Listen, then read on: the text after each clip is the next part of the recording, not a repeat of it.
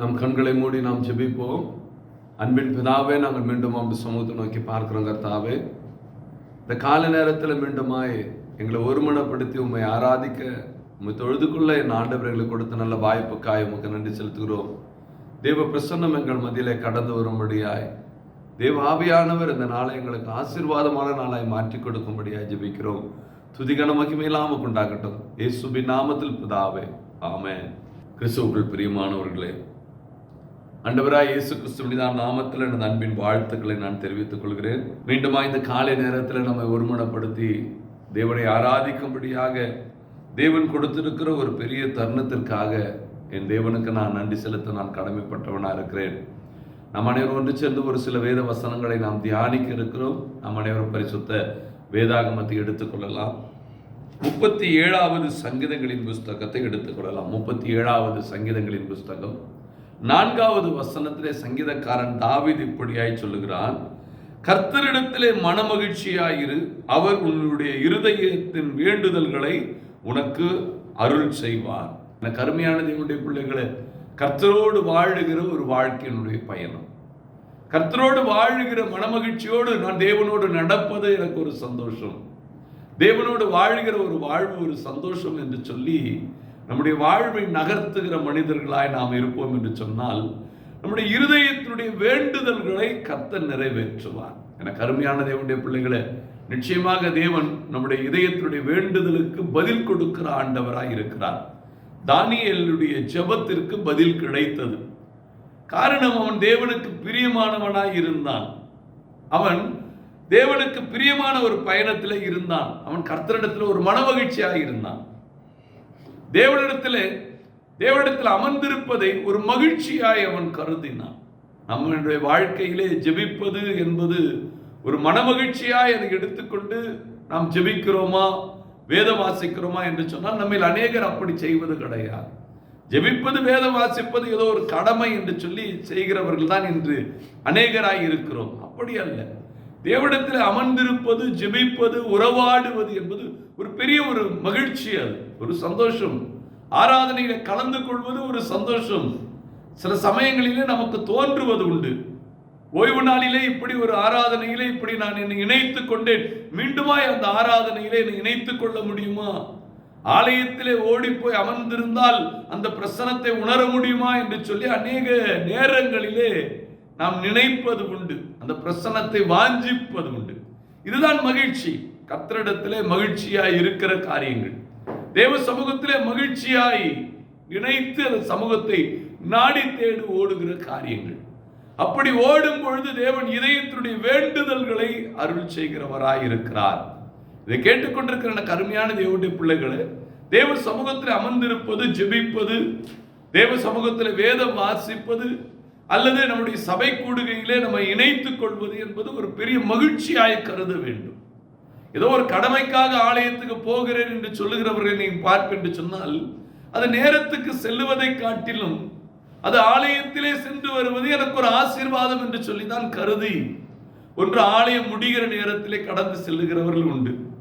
அல்லது அந்த ஆசீர்வாதம் கூறுகிற நேரத்திலே உள்ளே சென்று விட்டால் எனக்கு ஆசீர்வாதம் கிடைக்கும் என்று நினைப்பது உண்டு.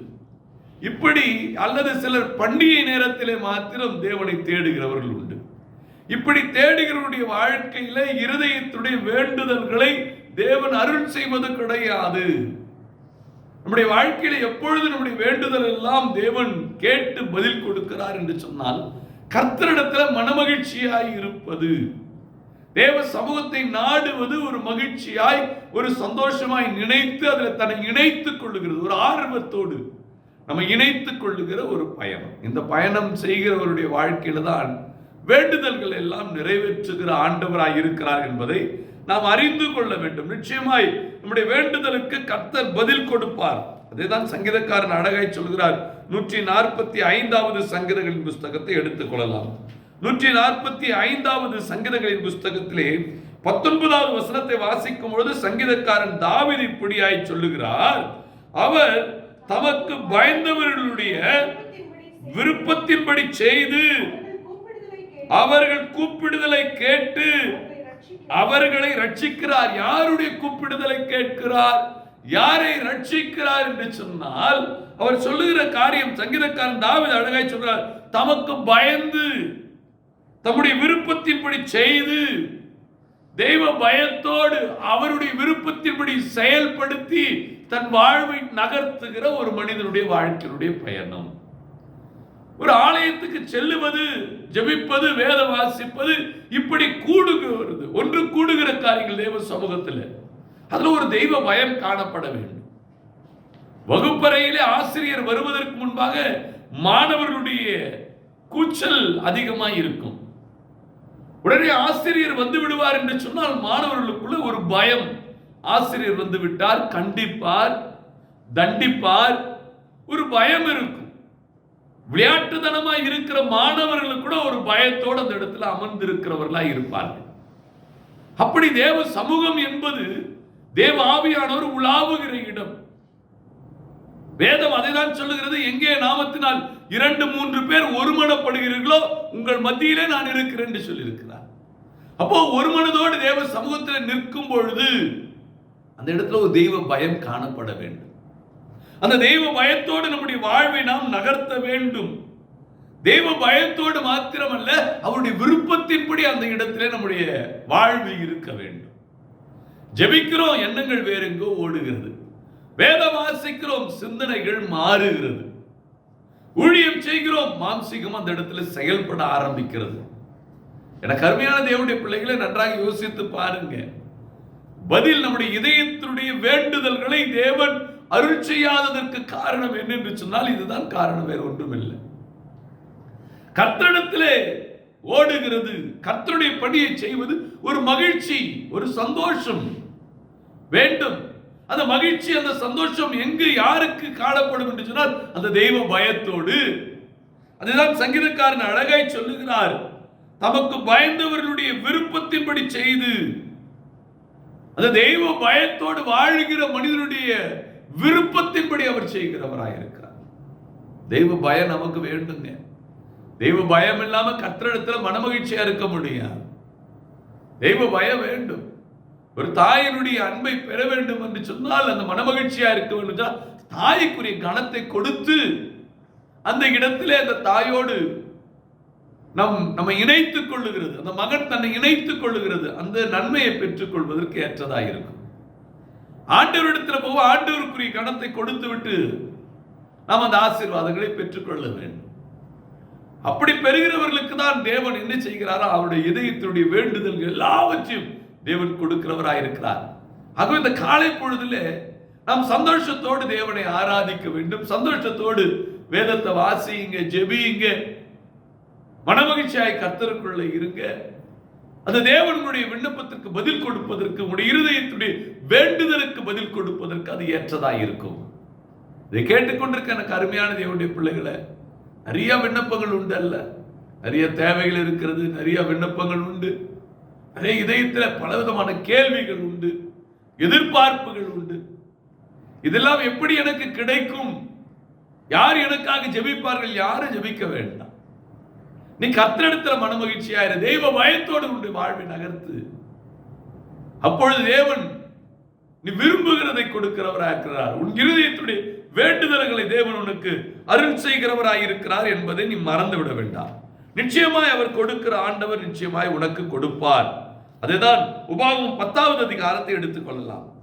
10வது அதிகாரத்திலே 12வது வசனத்தை வாசிக்கும் பொழுது சொல்கிறார், இப்பொழுதும் இஸ்ரவேலே, நீ உன் தேவனாகிய கர்த்தருக்கு பயந்து அவர் வழிகளெல்லாம் நடந்து அவரிடத்தில் அன்பு கூர்ந்து உன் முழு இருதயத்தோடும் உன் முழு ஆத்மாவோடும் தேவனாகிய கர்த்தரை சேவி.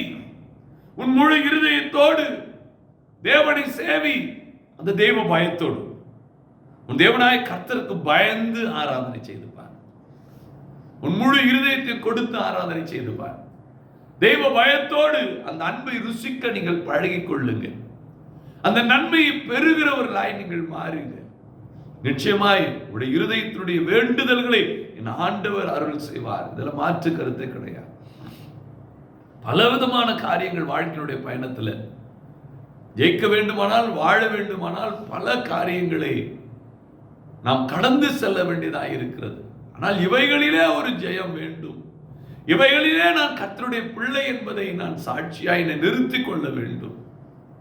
என் இருதயத்துடைய வேண்டுதல்களை அவர்கள் செய்யறாங்க. நீங்க தெய்வ பயத்தோடு முழு இருதயத்தோடு உங்களை ஆராதித்து பாருங்க. முழுமையாக கொடுங்க ஆண்டவருக்கு. தேவ சமூகத்தை அமர்ந்திருக்கிறோம், சிந்தனைகள் எங்கெங்கோ. ஆலயத்தில் பின்னாடி அமருகிறோம், சிரித்துக் கொண்டு விளையாடி கொண்டு. பின்னாடி உட்காருகிறவர் எல்லாருக்கும் அந்த விளையாட்டாதான் இருக்கும். அந்த தெய்வ பயம் இல்லாம போயிடுது இல்ல. ஆசீர்வாதம் கிடைக்கிற எல்லா ஆலயங்களிலும் பின்பாக உட்காருகிறவர்களை பாருங்களேன். விளையாடி கொண்டு, எண்ணங்களை எங்கெங்கோ ஓட்டிக்கொண்டு, சிந்தனைகளை திசை திருப்பிக் கொண்டு, பிள்ளைகளோடு பெற்றோர்கள் கூட சேர்ந்து விளையாடி கொண்டு, வேதனை அளிக்கிற காரியம். பிள்ளைகளுக்கும் இவர்கள் கற்றுக் கொடுக்க மாட்டார்கள். இது தேவ சமூகம், இங்கு விளையாடக்கூடாது என்கிற பாடங்களை அவர்கள் கற்றுக் கொடுப்பது கிடையாது. இவர்களும் அவர்களோடு விளையாடி அந்த தெய்வ பயம் இல்லாம போகிறது. இருதயத்துல பல வேண்டுதல்கள் இருக்குதுங்க, நிறைய இருக்குது, தேவைகள் பல இருக்கிறது. யார் என்னை விடுவிப்பார்? எப்படி என்னுடைய வாழ்வு? அப்படி பல கேள்விகள் உண்டு. ஆனால் பதில் கொடுக்காத காரணம் ஒன்றுமே இல்லை. தெய்வ பயத்தோடு தேவனை ஆராதிக்கணும், முழு இருதயத்தோடு தேவனை ஆராதிக்கணும். இந்த தெய்வ பயமும் இல்லாம முழு இருதயத்தையும் அந்த இடத்துல செலவு பண்ணாம நாம ஆண்டவர் மீது நம்ம குறை சொல்ல ஆரம்பித்து விடுகிறோம். இதை கேட்டுக்கொண்டு நீங்கள் யாராக இருந்தாலும் சரி, தேவ சமூகத்தை நாடுங்க. ஆலயத்தோட முன்னால ஓடுங்க, முன்னால ஓடி போய் முன்பாக உட்கார்ந்து அந்த தெய்வ பயத்தோடு உட்காருங்க. உட்கார்ந்து அப்படி கேட்டு பாருங்க. அதுதான் தெய்வ பயத்தோடு இருக்கிற ஒரு வாழ்வு. இல்லை என்று சொன்னால் இதயத்தில் பல வேண்டுதல்கள் இருக்கலாம், தேவன் அருள் செய்ய முடியாது. என கருமையான தேவனுடைய பிள்ளைகளை, இதை அறிந்து கொண்டு நம்முடைய வாழ்வை நாம் நகர்த்த வேண்டும் என்பதை நீங்கள் மறந்து விட வேண்டாம். அதே உபாகம் 13வது அதிகாரத்தை எடுத்துக்கொள்ளலாம். உபாகம் 13வது அதிகாரத்திலே 4வது வசனத்தை வாசிக்கும் பொழுது சொல்கிறார், நீங்கள் உங்கள் தேவனாகிய கர்த்தரை பின்பற்றி அவருக்கு பயந்து கற்பனைகளை கை கொள்ளுங்க. தெய்வ பயத்தோடு அடுத்தது கற்பனையை கை கொள்ளுங்க. கற்பனைகளை கை கொள்ளுகிறதுல ஒரு தெய்வ பயம் வேணும். இந்த தெய்வ பயம் இல்லாம நீங்க கற்பனைகளை கை கொள்ளுகிறேன்னு சொல்றதுனால ஒரு பிரயோஜனம் இல்லை. தெய்வ பயம் இருக்கிறதுன்னு சொல்லி கற்பனைகளை விட்டுட்டாலும் முழு இருதயத்தோடு ஆராதிக்கணும், கற்பனைகளை கை கொள்ளணும். தெய்வ பயத்தோடு, தெய்வ பயத்தோடு இப்படி ஓடுகிற ஒரு வாழ்வு வேண்டும். நீங்கள் மறந்து விடாதீங்க. அப்படி வாழக்கூடியவர்களாய் உங்களுடைய வாழ்வை நகர்த்துங்க. தேவன் உண்மையாகவே உங்களை ஆசீர்வதிக்க அவர் விரும்புகிறார். அதுதான் யோசுவாவில் அவர் அழகை சொல்கிறார். யோசுவா 4வது அதிகாரத்தை எடுத்துக்கொள்ளலாம். யோசுவா 4வது அதிகாரத்திலே 23வது வசனத்தை வாசிக்கும் பொழுது சொல்கிறாரு, பூமியின் சகல ஜனங்களும் கர்த்தருடைய கரம் பலத்ததென்று அறியும்படிக்கு நீங்கள் சகல நாளும் உங்கள் தேவனாய் கர்த்தருக்கு பயப்படும்படிக்கு சொல்லுகிறார். அவருடைய கரம் பலத்ததென்று அறியும்படிக்கு, அதான் தெய்வ பயம். அவருடைய கரம் பலத்தது என்பதை உணர்ந்து ஆராதிங்க. அவருடைய கரத்துடைய கிரியைகளை உணருங்க. அவர் தண்டிப்பார் என்கிற பயம், ஆசிரியர் கண்டிப்பார் தண்டிப்பார் என்கிற பயம் மாணவர்களுக்கு என்ன செய்யும்? ஒரு பயத்தை கொடுக்கிறது, ஒரு நடுக்கத்தை கொடுக்கிறது. அப்போ அந்த கீழ்ப்படுகிறான். அப்பொழுது அந்த பாடங்கள் புரிந்து கொள்வதற்கு அவன் ஏற்றதாய் மாறுகிறது. அப்படி அவருடைய கரத்தினுடைய செயல்பாடுகளை உணர்ந்து தேவ சமூகத்தில் உட்காருங்க. அவருடைய கரத்துடைய செயல்பாடுகள் நம்மை கண்டிக்கக்கூடியது, தண்டிக்கக்கூடியது, ஆசீர்வதிக்கக்கூடியது அப்படி என்பதை நாம் புரிந்து கொள்ளும் என்று சொன்னால் தெய்வ பயம் ஆட்டோமேட்டிக்கா வந்துடும். தெய்வ பயம் வந்துவிட்டாலே நாம் என்ன செய்கிறோம்? நம்முடைய இருதயத்துடைய வேண்டுதல்கள் தேவன் அருள் செய்வதற்கு தகுதியுள்ள பாத்திரவான்களாய் மாறிவிடுகிறோம். ஆகவே நம்முடைய வாழ்க்கையுடைய ஆவிக்குரிய பயணத்திலே முதல்ல நம்முடைய தெய்வ பயத்தோடு நம்முடைய இருதயத்தை முழுமையாக கொடுக்கணும், ஆராதிக்கணும் அவரை. அடுத்தது கற்பனைகளை கை கொள்ளணும். அடுத்தது அவருடைய கரத்துடைய செயல்பாடுகள் இன்னது என்பதை நாம் அறிந்து கொள்ள வேண்டும். இதுதான் அந்த நன்மை நம்முடைய வாழ்வில் பெற்றுக்கொள்வதற்கு அது ஏற்றதாக இருக்கிறது என்பதை நீங்கள் மறந்துவிட வேண்டாம்.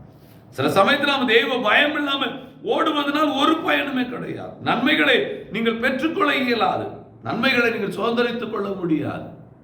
தெய்வ பயத்தோடு கற்பனைகளை கை கொள்ளணும். தெய்வ பயத்தோடு உங்களுடைய முழு இருதயத்தை கொடுத்து ஆராதிக்கணும். தெய்வ பயத்தோடு அவருடைய கரத்துடைய கிரியைகளை நாம் உணரணும். அவருடைய கரம் என்னை ஆசீர்வதிக்கும், கண்டிக்கும், தண்டிக்கும் என்கிற சிந்தனை நமக்கு வேணும். அவர் கண்டிப்பார் தண்டிப்பார் என்கிற சிந்தனை இல்லாதபடி இருக்கிறபடி தான் நம்ம ஆலயத்தில் என்ன செய்கிறோம்? ஆலயத்தில் ஏதோ ஒரு காரியம் நடக்குது, நாங்க ஒரு வேலையை செய்து கொண்டிருப்போம். ஜூம் மீட்டிங் அது பாட்டு அது நடக்கும், அவருக்கு என்ன தெரிய போது அப்படி என்று சொல்லி நாம் ஒருவரை ஒருவர் விளையாடி கொண்டிருப்போம். வேதனையான காரியங்கள். கர்த்தர் எங்கே நாமத்தினால் 2-3 பேர் ஒருமனப்படும் அந்த இடத்துல கர்த்தர் இருக்கிறார், உன் மத்தியிலே அவர் உலாவிக் கொண்டிருக்கிறார். நாம வீடியோ ஆஃப் பண்ணிட்டு இருக்கலாம், என்ன வேணா இருக்கலாம், ஆனா கர்த்தருனை பார்த்து கொண்டிருக்கிறார் இல்லையா? அந்த பயத்தோடு நீங்கள் ஒன்று கூடினால் போதும். அந்த பயத்தோடு நீங்கள் தேவ சமூகத்தில் இருக்கிறீர்கள் என்கிற சிந்தனையோடு கற்பனைகளை கை கொள்ளுகிறவர்களாய், உடைய இருதயத்தை முழுமையை கொடுக்கிறவர்களாய், உடைய கரத்துடைய கிரியைகளை உணர்ந்தவர்களாய் அமர்ந்திருக்கும் பொழுது அது ஆசீர்வாதம். அதுதான் இருதயத்தினுடைய வேண்டுதல்களை நாம் பெற்றுக்கொள்வதற்கு நம்மை தகுதி உள்ளவர்களாய் மாற்றுகிறது. தெய்வ பயம் என்ற உடனே சில அதிகாரிகளை குறித்து சொல்லுகிற காரியங்கள் நாம் உண்டு, வீடியோவாக பார்த்திருக்கிற காரியங்களும் உண்டு. அதிகாரி எங்கோ இருந்து பேசுவார், தொலைபேசியிலே அந்த போன் வந்த உடனே எடுத்து காதில் வைப்பார்கள். அது அதிகாரியுடைய குரல் என்ற உடனே இவர் உட்கார்ந்து கொண்டிருந்தவர் எழுந்து நிற்க ஆரம்பித்து விடுவார். அவர் அருகாமையிலே கிடையாது. இவர் அமர்ந்திருந்து பேசுகிறாரா அல்லது படுத்துக்கொண்டு பேசுகிறாரா, எழுந்து நின்று மரியாதை கொடுத்து பேசுகிறாரா என்பது அந்த எதிர்முனையில் இருக்கிற அதிகாரிக்கு தெரியாது. ஆனால் இவருக்குள் அந்த அதிகாரியின் மீது இருக்கிற ஒரு பயம், அந்த அதிகாரியின் மீது காணப்படுகிற ஒரு பக்தி, அவர் அருகாமையில் இல்லாவிட்டால் ஒரு குரலை கேட்ட உடனே அதற்குரிய கனத்தை அவர் கொடுத்து விடுகிறார். அநேகர் நாம் இப்படி பார்த்தது உண்டு. ஆனால் ஆவிக்குரியவர்களாக இருக்கிற நாம எங்கே நாமத்தினால் 2-3 பேர் ஒருவன் அந்த இடத்துல வந்துடுறார் தேவன், அந்த இடத்துல தேவனுடைய பிரசன்னம் வந்துடுது, உடனே அந்த அட்டென்ஷன் இருக்குதா? கரத்துடைய கிரியைகள் என்ன என்பதை உணர்ந்திருப்போமானால் அந்த பயம் நமக்குள்ள இருக்கும். உடைய கரம் கண்டிக்கும், தண்டிக்கும், ஆசீர்வதிக்கும் அப்படின்றத உணர்ந்தோம்னா, ஐயோ கர்த்தர் என்னை தண்டிச்சிருவாரு, அவர் என்னை கண்டிப்பாரு, அவர் என்னை ஆசீர்வதிக்கிறவர் அப்படின்ற ஒரு அட்டென்ஷன்ல நாம என்ன செய்வோம்? பக்கத்துல யாராவது ஏதாவது கேள்வி கேட்டா கூட சைலண்டாரு, முதல்ல கவனிப்போம், ஆராதனை முடிப்போம், அப்புறமேட்டு பேசுவோம் அப்படின்னு சொல்லுகிறவர்களும் உண்டு. அந்த அவர் நடத்துகிற ஆராதனை கவனிக்காம அவர்களுக்கு முக்கியத்துவத்தை கொடுத்து அவர்கள் சொல்லுகிற வார்த்தையை கேட்டு நம்முடைய ஆலயங்களிலே சிரித்துக் கொண்டிருக்கிறவர்களும் உண்டு. நன்றாக யோசித்து பாருங்க. இருதயத்துடைய வேண்டுதல்கள் தேவன் அருள் செய்யாத காரணம் இதுதான், வேற ஒன்றுமே கிடையாது. எனக்கு அருமையான தேவனுடைய பிள்ளைகளே, பரிசுத்த வேதாகம் அப்படிதான் சொல்லுகிறது. கற்பனைகளை கை கொள்ளணும் தெய்வ பயத்தோடு, உன் முழு இருதயத்தோடு தெய்வ பயத்தோடு ஆராதிக்கணும். இதுதான் இருதயத்துடைய வேண்டுதல்கள் தேவன் அருள் செய்வதற்கு அது ஏற்றதாக இருக்கும் என்பதை நீங்கள் மறந்து விட வேண்டாம். எனக்கு அருமையான தேவனுடைய பிள்ளைகளே, ஏசாயா தீர்க்கதரிசி சொல்கிறார். ஏசாயா 58வது அதிகாரத்தை எடுத்துக்கொள்ளலாம். 58வது அதிகாரத்திலே 14வது வசனத்தை நாம் ஒன்று சேர்ந்து நாம் வாசிப்போம். அப்பொழுது கர்த்தரில் மனமகிழ்ச்சியாய் இருப்பாய், பூமியின் உயர்ந்த இடங்களில் உன்னை ஏறி இருக்கும்படி பண்ணி உன் தகப்பனாகிய யாக்கோபுடைய சுதந்திரத்தால் உன்னை போஷிப்பேன். கர்த்தர் வாய் இதை சொல்லிற்று. எனக்கு அருமையான தேவனுடைய பிள்ளைகளே, பூமியின் உயர்வான இடங்களிலே ஏறி வர பண்ணி தகப்பனாகிய யாக்கோபுடைய அந்த ஆசீர்வாதங்களை நான் உனக்கு கொடுப்பேன். உயர்வான இடங்களிலே அவர் உன்னை உயர்த்துகிறார்.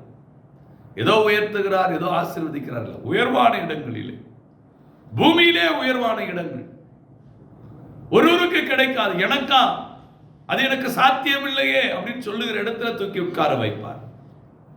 நானும் இது எனக்கு வருவதற்கு வாய்ப்பே இல்லை, ஆனா கர்த்தர் எனக்கு இது கொடுத்தார் அப்படின்னு சொல்ற எத்தனையோ பேர் நாம் பார்த்திருக்கிறோம். உயர்வான இடங்களிலே, பூமியிலே யாருக்கு கிடைக்கும்? அது தெய்வ பயம் உள்ளவனுக்கு தான். எல்லாருக்கும் கிடைக்கிறது இல்லை. ஆலயத்துக்கு போறவங்க எல்லாரும் ஆசீர்வாதத்தை பெறுகிறார்களா என்றால் இல்லை. நல்ல ஒரு ஆசிரியர் பாடம் நடத்துகிறார், எல்லா மாணவனும் வெற்றி பெற்று விடுகிறானா என்று சொன்னால் இல்லை. வகுப்பறையில காணப்படுகிற 50 மாணவர்களோ 60 மாணவர்களோ 40 மாணவர்களோ அனைவரும் வெற்றி பெறுவதில்லை. அதுல பூஜ்ஜியம் வாங்குகிறவர்களும் உண்டு. அதுல தோல்வியை சந்திக்கிறவர்களும் உண்டு. அதுல மாநில அளவில் முதல் மாணவனாய் மார்க் எடுக்கிறவர்களும் உண்டு. யாருக்கு இவைகள்? இந்த வித்தியாசம் எப்படி காணப்படுகிறது?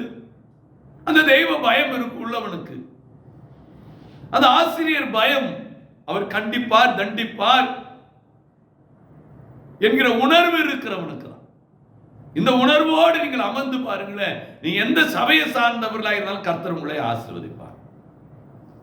அந்த இடத்துல அந்த கற்பனைகளை கை கொள்ளாம, இதயத்தை முழுசா கொடுக்காம, கர்த்தருடைய கிரியைகளை உணராம, தெய்வ பயமே இல்லாம நீங்க எந்த ஆலயத்துக்கு போனாலும், எவ்வளவு பெரிய பிரசங்கியார் வந்து உங்களுக்காக பிரசங்கித்து வரங்கள் உள்ள ஊழியர்கள் உங்களுக்காக ஜெபித்தாலும் இருதயத்தினுடைய வேண்டுதல்கள் அருள் செய்ய முடியாது. இந்த தெய்வ பயத்தோடு அமர்ந்து பாருங்களே, அவர்களுக்கு நடக்கிற ஆசீர்வாதம் என்பது வேறு.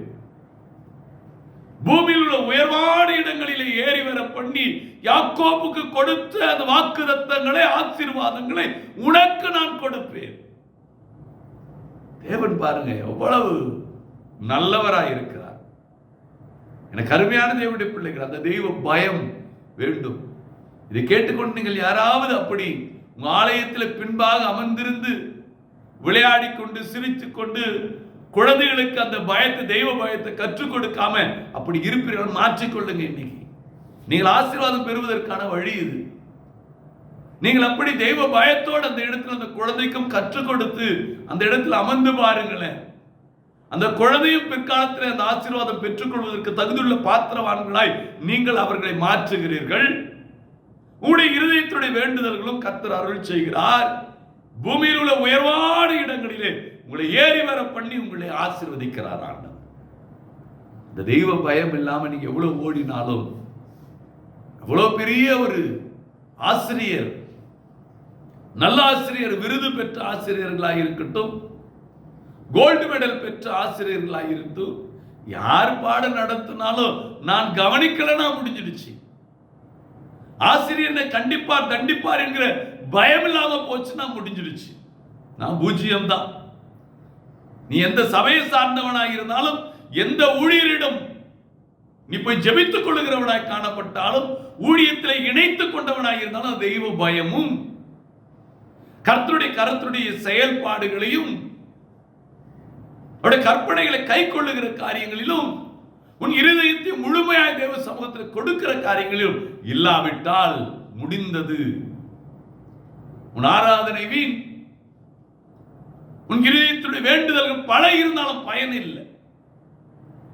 அறிந்து கொள்ளுங்க. உன் இருதயத்துடைய வேண்டுதல்களை தேவன் கொடுக்க தேவன் விரும்புகிறார். பூமியில் உயர்வான இடங்களிலே ஏறி வர பண்ணி தேவன் தாம் வாக்குத்தத்தங்களை உன்னுடைய வாழ்க்கையிலே அவர் நிறைவேற்ற அவர் வல்லமை உள்ளவராயிருக்கிறார். கண்களை மூடி ஜெபிப்போமா? தெய்வ பயத்தோடு இருதயத்தை முழுமையாக கொடுத்து, என் ஆண்டவர் என் இதயத்துடைய வேண்டுதல் எல்லாம் எனக்கு அருள் செய்யணும்னு சொல்லி முழங்கால் படியிட்டு கர்த்தருடைய கரத்தில் கொடுத்து, என் ஆண்டவர் பல கேள்விகள் உண்டு, பல தேவைகள் உண்டப்பா. இன்னைக்கு நீ என்னுடைய இதயத்தினுடைய வேண்டுதல்கள் உலகத்தில் யார் சொன்னாலும் புரிஞ்சுக்க மாட்டாங்க. என் ஆண்டவர் நன்கு அறிந்தவராக இருக்கிறேன். என் இதயத்துக்குள்ள இருக்கிற எல்லா பாரங்களையும் நான் இன்னைக்கு இறக்கி வைக்கிறேன். எனக்கு ஒரு பதிலை கொடுங்க, எனக்கு பதிலை கொடுத்து என்ன நடத்துங்க அப்படின்னு சொல்லி கேட்கலாமா? அன்பின் பிதாவே, மீண்டும் சமூகத்தை நோக்கி பார்க்கிறோம். இந்த காலை நேரத்தில் ஒருமனப்படுத்தி என்னுடைய இருதயத்தின் வேண்டுதல்கள் எல்லாம் நீ அருள் செய்வதை, நீ கொடுப்பதை நாங்கள் பெற்றுக்கொள்கிற வழிகளை எங்களுக்கு வகுத்து கொடுத்த கிருபைக்காய் உமக்கு நாங்கள் நன்றி செலுத்துகிறோம். கற்பனைகளை கை கொள்ளுவது, தேவாதி தேவனே, நாங்கள் கேட்ட வார்த்தைகளின் பிரகாரமாய் எங்கள் இருதயத்தை முழுமையாய் கொடுப்பது, உடைய காலத்துடைய கிரியைகளை உணர்வது, இப்படி உணர்ந்து கடைபிடித்து எங்கள் இருதயத்தை முழுமையாய் கொடுத்து தெய்வ பயத்தோடு உடைய சமூகத்தில் அமர்ந்திருப்பதுதான் எங்கள் இருதயத்துடைய வேண்டுதல் எல்லாம் பதில் கொடுக்கும் என்று அறிந்து கொண்டோம். இதயத்தில் பல கேள்விகள் உண்டு, பல தேவைகள் உண்டு, பல எண்ணங்கள் உண்டு. இந்த வழிகள் திறக்கப்படாததற்கு காரணம் எங்களிடம் காணப்பட்ட குறைகள், குற்றங்கள் என்பதை புரிந்து கொண்டோம். இனி எங்களுடைய வாழ்க்கையிலே இப்படி தெய்வ பயம் இல்லாமல் நாங்கள் காணப்படுவோமானால் அந்த நன்மையை நாங்கள் பெற்றுக்கொள்ள இயலாது, எங்கள் சந்ததியும் பெற்றுக்கொள்ள இயலாது என்பதை அறிந்து கொண்டோம். இனி நாங்கள் அப்படி நடந்து அந்த ஆசீர்வாதங்களை சுதந்திரித்துக் கொள்ள என் ஆண்டவர் கிருபை செய்வீராக. இந்த நாளில் எங்களுடைய குடும்ப அங்கத்தினர்களுக்காக வந்து ஜெபிக்க வந்திருக்கிறோம். அப்பா, என் குடும்பத்துக்கு பெற்றோர்கள், பெரியோர்கள், வயதானவர்களும் அன்பின் கரத்தில் கொடுக்கிறேன். தேவ பிரசன்னம் அவர்களை ஆளுகை செய்வதாக முழு இருதயத்தோடு நாங்கள் ஜெபிக்கிறோம். அப்பா, உடைய பலவிடத்தில் உடைய பலன் பூர்ண விளங்க செய்திருங்க. உடைய பலத்தினால் இடை கட்டி நடத்துங்க. கணவனும் மனைவா வாழ்ந்து கொண்டிருக்கிறவர்களுக்காக வந்து ஜெபிக்கிறோம். அப்பா, கற்பனைகளை கை கொள்ளுகிறவர்களாய் மாற்றுங்கப்பா.